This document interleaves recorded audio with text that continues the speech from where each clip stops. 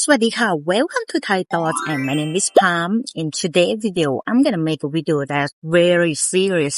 In Thailand, I've been talking about this topic like a couple of my videos already, but today is have an update happened about Israelis and Koh Phangan in the southern part of Thailand.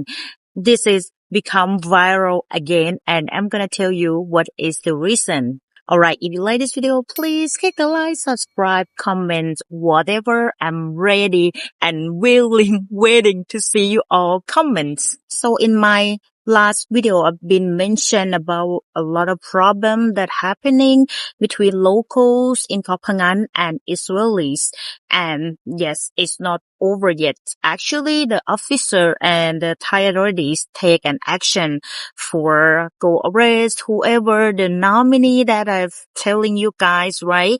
But it's still not enough because this problem is bigger than we thought. When a national security issue reaches the floor of a country's Senate, that's not a local problem anymore. That's a crisis. And right now, the Thai government is scrambling to figure out what to do about a situation that has been building for years. On April 2026, Thai Senator Shaeyoung, who sits on the Senate Subcommittee on Military Affairs, stood up and said something that made headlines across Thailand.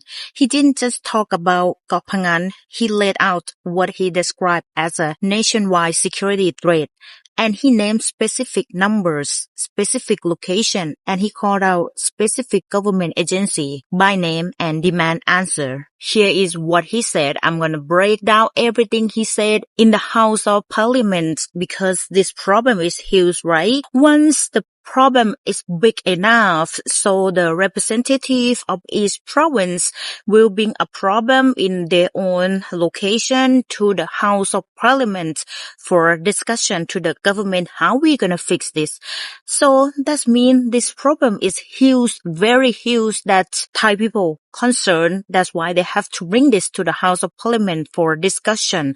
How we gonna fix this? And this is what he said. 2,600 Israeli families have permanently settled on Koh Phangan alone. 41% of the land on Koh Phangan is now held through nominee arrangements connected to Israeli nationals. On nearby Koh Samui, 50 nominee companies have been identified. In the small mountain town of Pai, another 3,000 Israeli families have settled, and over 30,000 Israelis travel in and out of Pai every single year. Israeli nationals are also buying land and running businesses in Phuket, Narathiwat, and part of Chiang Mai. Not only that, he also mentioned the name of the agency he wants to investigate because he's suspicious that this company might have be involved or be a part of this problem. The Internal Security Operation Command and Royal Thai Police and immigration authorities,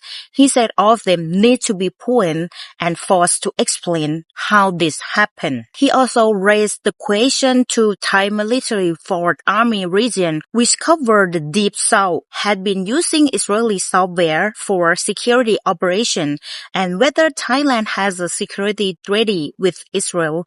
He said the public deserve answer on both of those. He said he go visit locals who live in Surat Thani province, which is the province that have Koh Phangan, Koh Samui, right? And local residents told them directly foreign nationals are exploiting legal loopholes using Thai nominees to run businesses and control land, and authorities have been too weak to stop it. And he personally addressed illegal construction and land issues in that region when he was the Fourth Army Region Commander. But after he left, enforcement collapsed. The problem came back. So overall, he commanded that this is not a small thing anymore. This is a threat, and if the government still do nothing, this is gonna become a huge problem all over Thailand. And he asked the government to make a move or do something to stop this right now. So when we look at the full picture, this is not just happen in only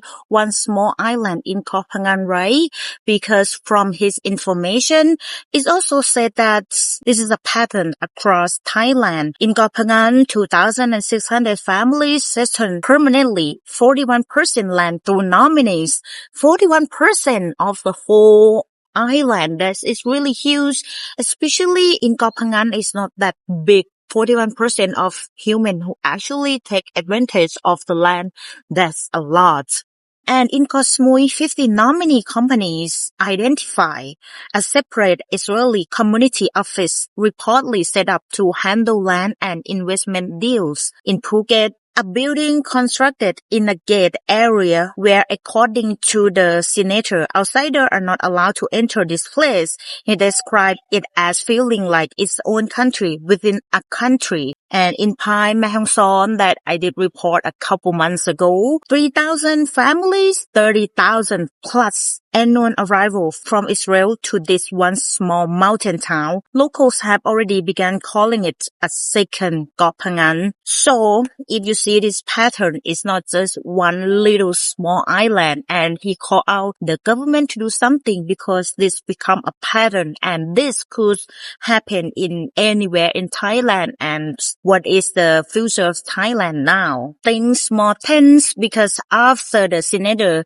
said all the facts information in the House of Parliament, they have another news pop up. Authorities arrest a child care center on Koh Phangan. On paper, license allow only 18 children in school, but what they found is 89 Israeli children aged 2 to 12, nearly 5 times the legal number, and it was operating as a full private school, completely unlicensed. They also found 40 Burmese workers with no work permits. Some ran when officers arrived, plus 12 workers from other nationalities. 9 people were arrested, the Thai owner, 2 Iranian co-operators, and an American worker, South African staff, and a French national. And here's the detail that broke people's brain. This same school had been arrested 2 or 3 times before, and every time it just reopened. So this brings a lot of drama and tension, and also frustrated from local. And people ask who keep letting this reopen again? Who is behind this? And why is like 89 Israeli children go study in the island? What are visa they holding on, and what are they doing here in Thailand? While I'm making this video, the Israel embassy in Thailand have posted this during the time that it have a lot of drama in Phuket. After discussion with Phuket province warning its citizens to comply with the law, such that Thai authorities will strictly enforce the law and impose the maximum penalties. In serious cases, residents' visa will be revoked. Driving without a license will lead to court cases with no exceptions. Here's the update for now, and if anything changes, I'll keep update to you guys. Now, I'm gonna tell you what do Thai people really think about this problem. I have summarized to all the news and discussion online and summarized to you all. First of all is a bunch of comment though. If you go searching through this news in Thai, you will see that a lot of mad emoji and a lot of comments. I'm not even making this out. I will leave you some of the posts that post about this news to the description down below. You can go check it yourself. Because last time I made the video about Israeli, right? And someone like, stop putting my mind through people perspective. Like they think that I made this new up and everything is just come from me. And if I'm talking about this in this video, some of crazy people might send like threatening email to me or whatever. But this is actually happened in Thailand. In the comments, someone said they come as a tourist, then they stay, then they buy land through someone else's name, then they open school for their own kids. At what point does this stop being tourism? This school was erased before and came back every time. That means someone with power was protecting it. Find that person. Cancel the free visa right now, not next month. Now. The nominee system in the real problem. A Thai person who sold their name for this should be arrested too. Make an example. I live on Koh Phangan. I've watched this happen over 10 years. Every year more signs in Hebrew. Every year more businesses we can't work in. We've been complaining to local officials for years and nothing happened. So now we are glad the army came. Before, people attack all Israelis. The problem is the ones breaking the law, but the government needs to actually enforce the law now. What worries me the most is the deep south. If they push into the most southern part of Thailand, that's not just a legal problem that become a bomb. So this all I can delivery, but it's a lot of worse than you thought, and it's bad enough that I cannot show you guys here. But if you want to see, you can go take a look and translate it yourself. Right now it's happened seem like it's become pattern and happen over Thailand. And what if in the future, we're not gonna have the land for our kids. But once again, to be fair, a lot of Thai people still mention that this problem will not happen if the law is enforced properly, and because the law are too weak, and they believe that someone who have power might have be behind this issue. Then that's why they can still keep continue, right? So they believe that they may have some corruption happening about the nominee's name as well, why, who, just arrest them all, then we can cut all this problem. That's what they said. Do you agree with that? Or how should we start to fix this problem? Ban them, is that enough? Because if we ban one person, then they send their family member to come organize, or they even remotely demand from another country to Thailand, and they let the business run through Thai nominee. What should we do about this problem? Can you please share thoughts down below? I would like to hear your thoughts. But lately, I've seen similar contents that happen on the social media as well. Thailand is not alone, because this problem also happened in the Philippines.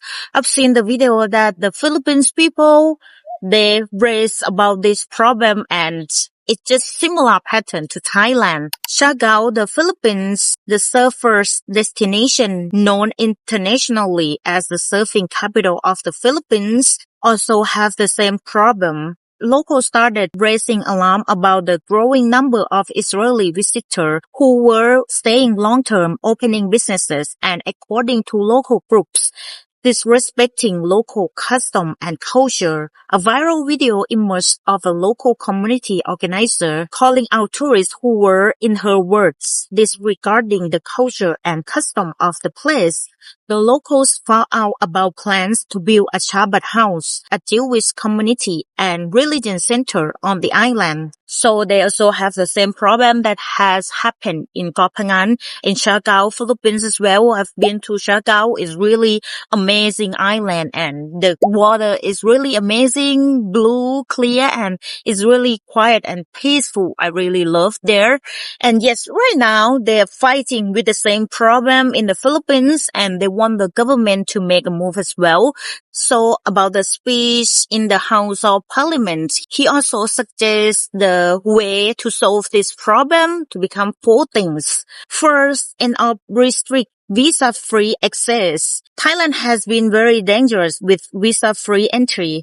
That policy is now under serious political pressure. And number 2, criminalize nominee arrestment more harshly. Right now, the penalties are too light.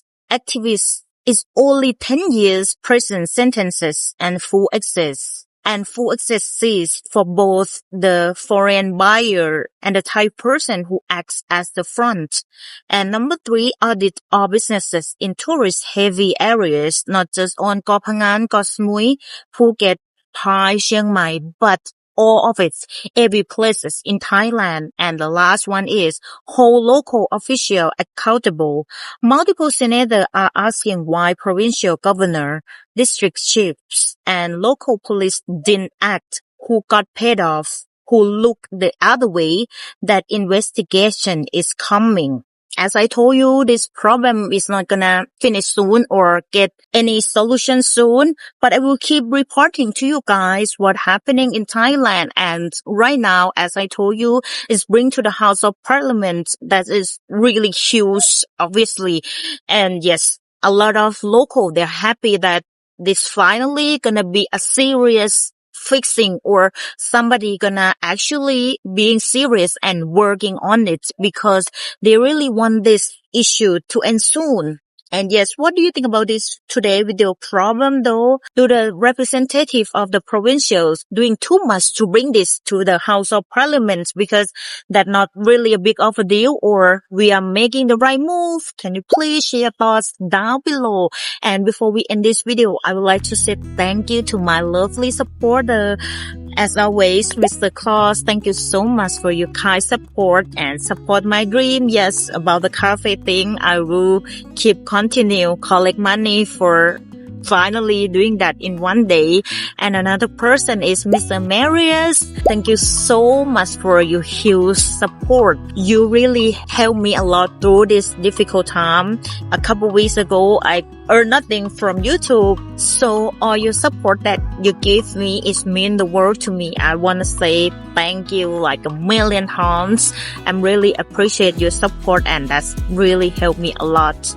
ขอบคุณค่ะ and the next person is Joseph. Thank you so much and I got some love from buy me a coffee Aussie monkey. Thank you so much ขอบคุณค่ะ and thank you so much Robert for buy me a super thanks. That's it for today's video. I'm gonna running away from the rain now. Ooh, it's so dark. I didn't even take a look around at all and see you again in the next video. I hope you all have an amazing week and see you again next time.